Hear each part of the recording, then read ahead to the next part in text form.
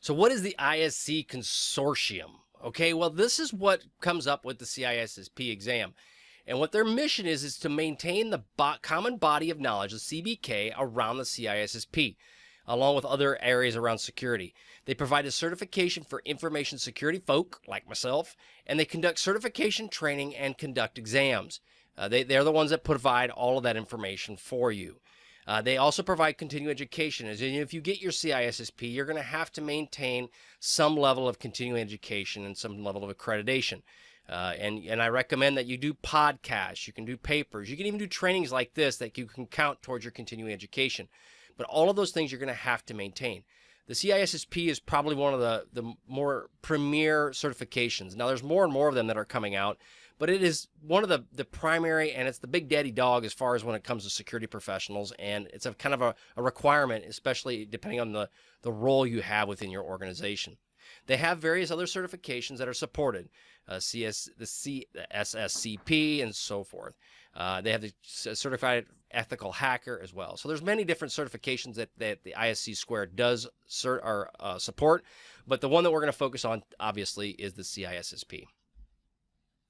Now, all the domains, there's 8 total domains, and they've made some changes. They typically don't make changes for more than a couple years is usually the length.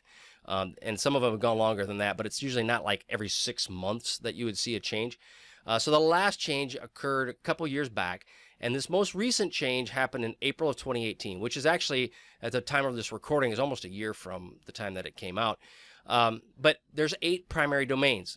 It's security and risk management, asset security, security architecture and engineering, communication and network security, identity and access management, security testing and assessments, security operations, and software development security.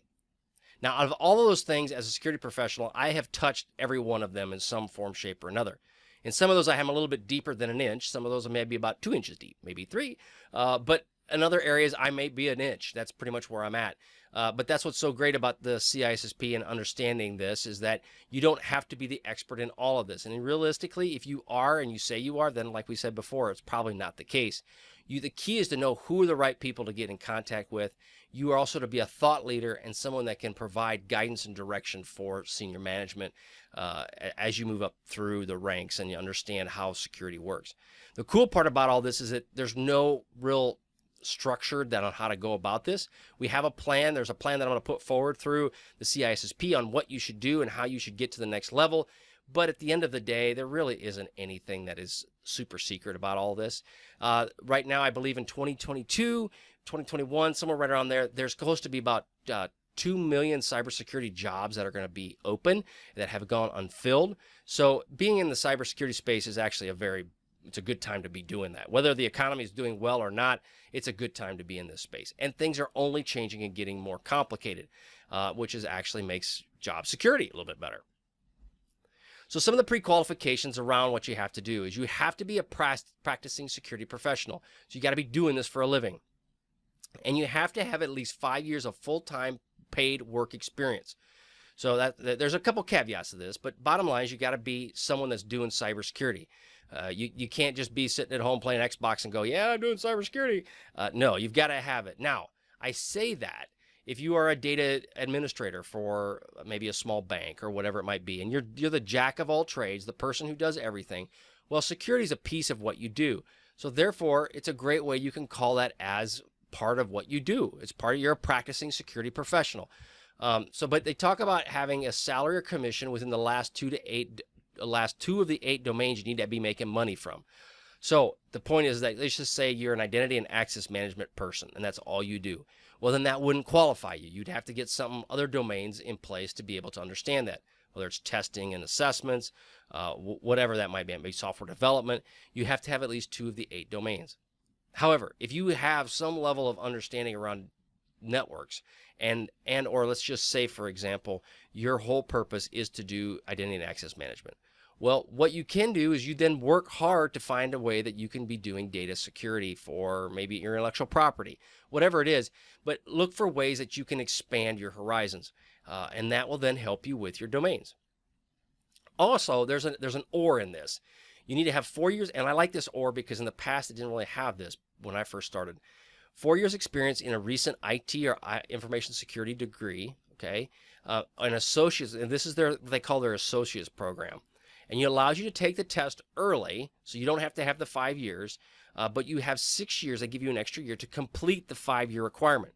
So if you just started, you're like, I really want to do this. I'm going to take the test early, and then I'm going to get my 5 years to do it. Now, okay, I like the idea. There is some potentially negative incentives around this, right? In the fact that I just have now more opportunities for more people to get the CISSP. There are some requirements in the DoD have required people to get their CISSP, so it's kind of a Band-Aid approach. However, I say that tongue-in-cheek in the fact that it's one of those things that it's really important to be able to have this capability, and therefore the experience you get will be very, very useful. And so if you take it, you learn from it, you grow from it, I think it's going to be really, really good. You also have to have an endorsement from a CISSP before you can even move on to the next aspect of it. So all those things have to be in place for this to work.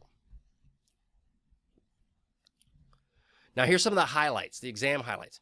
Now this is a 30,000 foot view. It's basically, like I said, it's a mile high, a mile wide, and an inch deep. And it is a bugger to take. There's no question, no lying, no sugarcoating it. It is not fun at all.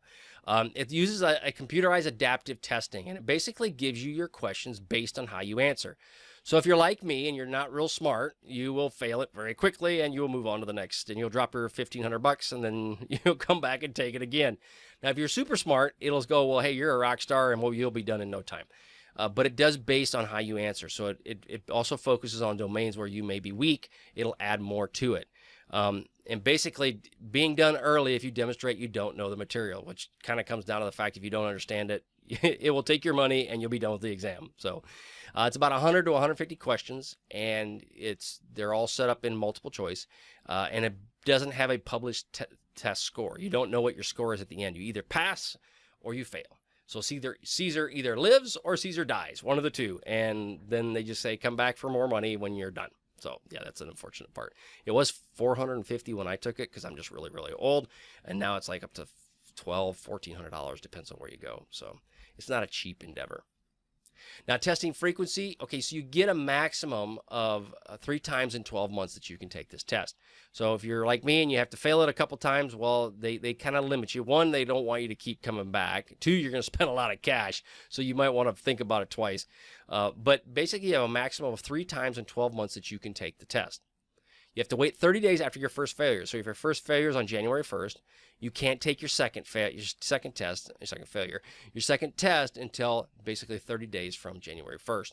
So that would be right around February 1st, 2nd, somewhere around there. So that would be your 30 days. Then you have to wait another 90 days on your second attempt and 180 days on your third attempt. So in reality, they're pushing this baby way out, and it takes a whole year if you have to go through it 3 times. And if you've gone through it 3 times, you might want to consider going to a boot camp where they can help you get a little bit better at it. Just saying. Now, the CISSP exam weights, they're set up around this. So if you look at each of the domains, and we've got them all kind of listed there on the screen, but each of them are pretty well set up the same. So your security and risk management is 15%, asset security is 10%, architecture and engineering is 13%, communication and network security is 14%, identity and access management is 13%. I'm saying this for the people that are listening to it. So if you're seeing this and you're asking yourself, why is he reading all this off? Well, it's because there's people listening to this versus just watching it on the screen. The security assessment and testing is 12%. Security operations is 13%. And software development is 10%. So from 10 to 15% is where it ranges. And so again, it's pretty evenly dispersed amongst all the different domains. Now, your testing questions and exam tips. Here's some key things to think about with that. There are multiple choice, okay? So it's usually about 4 questions, and it's usually ABCD kind of thing, right? Some are very, very straightforward, and it may be like going, duh, this is easy. Check, check, check, move through it, right?